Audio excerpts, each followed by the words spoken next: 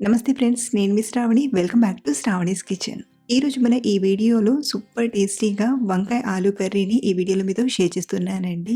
ఈ ఆలు వంకాయ కర్రీ స్పెషాలిటీ ఏంటంటే చాలా రుచిగా చేసుకునే ఒక సింపుల్ మెథడ్ అండి. ఈ కర్రీని మంచి రుచిగా చేసి ఉల్లి పేస్ట్ ఇది వేయడం వలన ఈ ఆలు వంకాయ కర్రీ మరింత రుచిగా చాలా చాలా బాగుంటుంది. ఒక్కసారి ట్రై చేశారంటే ఫిదా అయిపోతారు. అంతేకాదు బ్యాచిలర్స్ అయినా, కొత్తగా వంట చేస్తున్న వారైనా చాలా సులువుగా చేసుకోగలరు. మరి కమ్మటి రుచితో క్విక్‌గా చేసుకునే ఈ ఆలు కర్రీని ఎలా చేయాలో ఇప్పుడు చూద్దాం రండి. ముందుగా మన మెయిన్ ఇంగ్రీడియంట్ వంకాయ, ఆలు. ఇక్కడ నేను వంకాయ వచ్చేసి పావు కేజీ వరకు తీసుకున్నాను. అలాగే నేను తెల్ల వంకాయలు వాడుతున్నానండి. మీరు కావాలంటే నల్లటివైనా తీసుకోవచ్చు.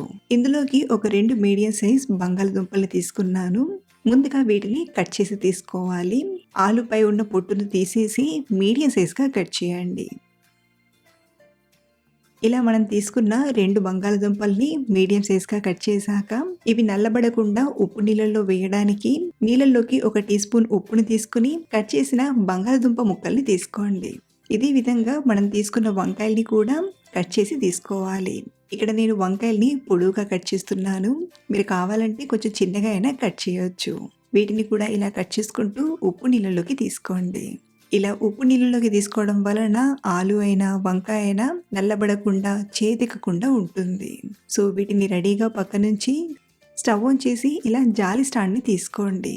ఇప్పుడు దీనిపైకి ఒక మీడియం సైజ్ ఉల్లిపాయకి ఇలా ఘాట్లు పెట్టి తీసుకోండి. మొత్తం కట్ చేయకుండా మనం గుత్తి వంకాయను ఎలా అయితే కట్ చేస్తామో అలా ఇలా కట్ చేసి తీసుకోండి. అలాగే ఒక 2 ఇంచుల ఎండు కొబ్బరిని కూడా తీసుకొని ఉల్లిపాయతో పాటే ఇలా డైరెక్ట్గా ఫ్లేమ్ పైన మీడియం మంట పైన కాల్చి తీసుకోవాలి. ఇలా కాల్చి వేయడం వలన వంకాయ ఆలు కర్రీకి ఎక్స్ట్రా టేస్ట్ యాడ్ అవుతుంది. ఎండు కొబ్బరి తొందరగానే కాలిపోతుంది కాబట్టి ఇలా కాల్చి ప్లేట్లోకి తీసుకోండి.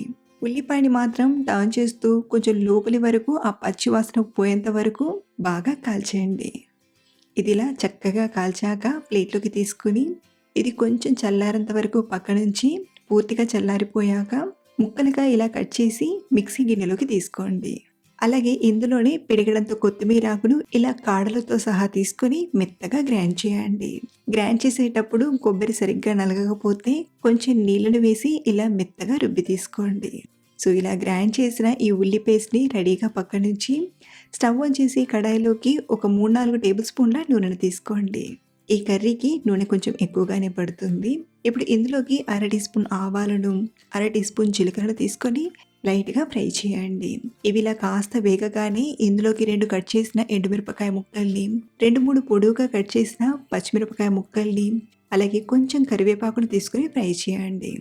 ఇవి కూడా ఇలా కాస్త వేగాక ఇందులోకి సన్నగా తరిగిన ఉల్లిపాయ తీసుకొని కలుపుతూ ఇది కొంచెం ఎరుపు రంగులోకి వచ్చేంత వరకు బాగా ఫ్రై చేయండి. ఒక 3-4 నిమిషాలు ఇలా బాగా ఫ్రై చేశాక ఇందులోకి మనం గ్రైండ్ చేసి పెట్టిన ఉల్లి పేస్ట్ని తీసుకోండి. ఇలా ఉల్లిపాయ పేస్ట్ని మొత్తం తీసుకొని దీన్ని కూడా ఒక 2-3 నిమిషాలు బాగా ఫ్రై చేయండి. ఇలా ఫ్రై చేస్తున్నప్పుడే ఇందులోకి ఒక టీ స్పూన్ అల్లం వెల్లుల్లి పేస్ట్ని తీసుకొని బాగా ఫ్రై చేయండి. ఇవన్నీ చక్కగా ఫ్రై అయ్యి ఆయిల్ కొంచెం సెపరేట్ అయ్యేంత వరకు ఇలా బాగా ఫ్రై చేశాక ఒక టమాటా ముక్కల్ని తీసుకోండి. టమాటా కూడా ఈ ఆయిల్లోనే ఒక 2 నిమిషాలు కలుపుతూ ఫ్రై చేసామంటే కొంచెం ఇలా సాఫ్ట్గా అవుతుంది. ఇప్పుడు ఇందులోకి పావు టీ స్పూన్ పసుపుని, రుచికి సరిపడా ఉప్పుని తీసుకొని ఒకసారి బాగా కలిపి కట్ చేసి పెట్టిన బంగాళదుంప ముక్కల్ని తీసుకోండి. అయితే మనం ఆలు వంకాయ ఒకటే దాంట్లోకి తీసుకున్నాం కదా, వంకాయ ముక్కలు అనేవి అన్ని పైకి తేలుతూ ఉంటాయి, బంగాళదుంప ముక్కలు మాత్రం అడుగు పడతాయి. కాబట్టి అడుగున ఉన్న ఆలు ముక్కల్ని మాత్రమే తీసుకొని వీటిని కూడా ఒకసారి అంతా కలిసేలా బాగా కలిపి ఇప్పుడు మంటను లో ఫ్లేమ్లో పెట్టి మూత పెట్టి ఒక 2 నిమిషాలు మగ్గనివ్వండి. దీంతో ఆయిల్లో ఆలు చక్కగా ఫ్రై అయ్యి కొంచెం సాఫ్ట్ అవుతుంది. 2 నిమిషాల తర్వాత మూత తీసి ఒకసారి కలిపి ఇందులోకి వంకాయ ముక్కల్ని తీసుకోండి. ఇప్పుడు వీటిని కూడా ఒకసారి బాగా కలపండి. ఇలా కలిపాక ఇప్పుడు ఇందులోకి రుచికి సరిపడా కారం తీసుకోండి. ఒక 2 టీ స్పూన్ల కారం, 1 టీ స్పూన్ ధనియాల పొడిని, 1/2 టీ స్పూన్ గరం మసాలా పొడిని తీసుకొని బాగా కలపండి. మీకు ఇంకొంచెం మసాలా ఫ్లేవర్ ఉండాలి అనుకుంటే 1 టీ స్పూన్ వరకైనా గరం మసాలా పొడిని తీసుకోవచ్చు.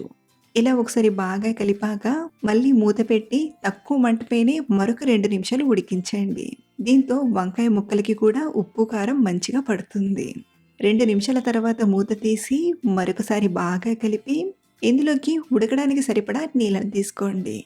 ముందుగా మిక్సీ గిన్నెలో కొంచెం నీళ్ళని వేసి తీసుకున్నాక ఆ తర్వాత మరొక అరకప్పు వరకు తీసుకోండి. ఇక్కడ నేను టోటల్‌గా 150 నుండి 200 ఎంఎల్ వరకు నీళ్ళని వాడాను. ఈ టైంలో మనకు ఇది కొంచెం పల్చగా అనిపించినా ఇది ఉడికేసరికి కరెక్ట్‌గా అవుతుంది. ఇప్పుడు మూత పెట్టి మంటను మీడియం ఫ్లేమ్‌లో పెట్టి 10, 15 నిమిషాల పాటు మధ్య మధ్యలో కలుపుతూ ఉడికించండి. మనం ఆలు, వంకాయ కొంచెం చిన్నగా కట్ చేసుకున్నామంటే 7, 8 నిమిషాల్లోనే ఉడికిపోతుంది. అదే మీడియం సైజులో కట్ చేసుకున్నామంటే 10, 12 నిమిషాలు ఇలా మధ్య మధ్యలో కలుపుతూ ఉడికించామంటే వంకాయ ముక్కలు, ఆలు ముక్కలు మెత్తగా ఉడికిపోతాయి. చూడండి ఇలా మనం నొక్కి చూసామంటే ఈజీగా తెలిసిపోతుంది. అలాగే ఈ కర్రీ ఉడికేటప్పుడు కమ్మని వాసనొస్తుందండి. ఆ కమ్మటి వాసనకే ఆకలేసిస్తుంది. చివరిగా 1, 2 టేబుల్ స్పూన్ల కొత్తిమీర ఆకుని వేసి ఇలా బాగా కలిపి వేడి వేడిగా సర్వ్ చేసుకొని కమ్మగా తినేయడమే. ఈ కూర అన్నంలోకైనా, చపాతీలోకైనా చాలా చాలా బావుంటుంది. మీకు ఈ కర్రీ నచ్చితే తప్పకుండా ట్రై చేయండి. అలాగే మీరు ట్రై చేశాక మీకెలా కుదిరిందో కింద కామెంట్‌లో చెప్పడం మర్చిపోవద్దు. మరిన్ని టేస్టీ అండ్ సింపుల్ రెసిపీస్ కోసం మన ఛానల్‌ని ఫాలో అవ్వండి. Thank you for watching.